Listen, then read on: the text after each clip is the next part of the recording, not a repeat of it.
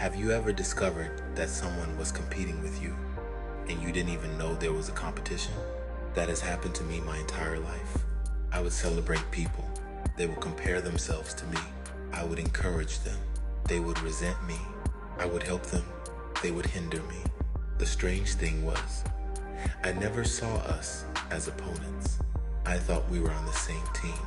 If they were hungry, I fed them. If they were thirsty, I gave them something to drink. If they needed help, I showed up. But when I was the one in need, they were nowhere to be found. And over time, I began to notice something. Many of the people who accused me of thinking I was better than them were the very people acting as if they were better than everyone else. That's when I finally understood the saying, the pot calling the kettle black. Yahusha said it another way. Why beholdest thou the mote that is in thy brother's eye, but considerest not the beam that is in thine own eye?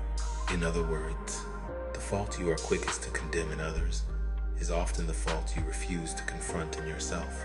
The Bible gives us a powerful example in Cain and Abel. Abel wasn't trying to outshine Cain. Abel wasn't trying to embarrass Cain. Abel wasn't trying to compete. Abel was simply being faithful. But Cain turned faithfulness into a competition.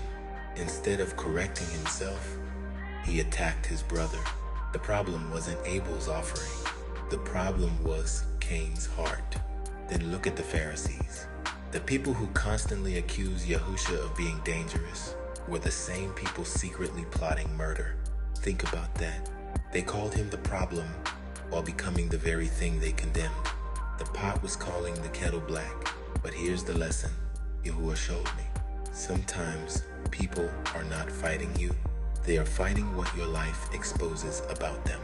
Your discipline exposes their excuses. Your peace exposes their chaos. Your generosity exposes their selfishness. Your faith exposes their doubt. And instead of changing themselves, they decide to compete with you. But the saddest part is this. You may not even know the race exists. While they are keeping score, you're just trying to be a blessing. While they are measuring themselves against you, you're praying for them. While they are building stumbling blocks, you're building bridges.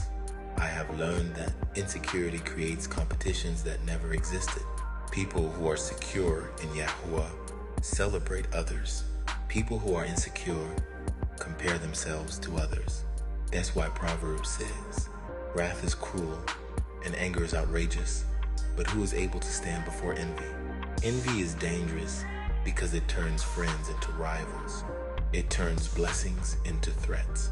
It turns another person's success into your personal disappointment. The truth is, some people never hated me. They hated the comparison they created in their own minds. They assumed I thought I was better than them. Meanwhile, I was trying to help them succeed.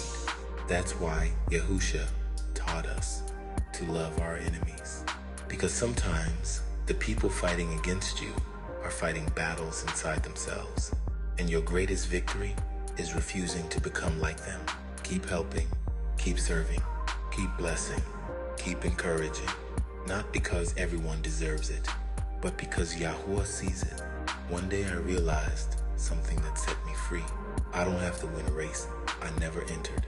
I don't have to defend myself against assumptions I never created. I don't have to compete with people Yahuwah called me to love. My assignment is not to be better than them.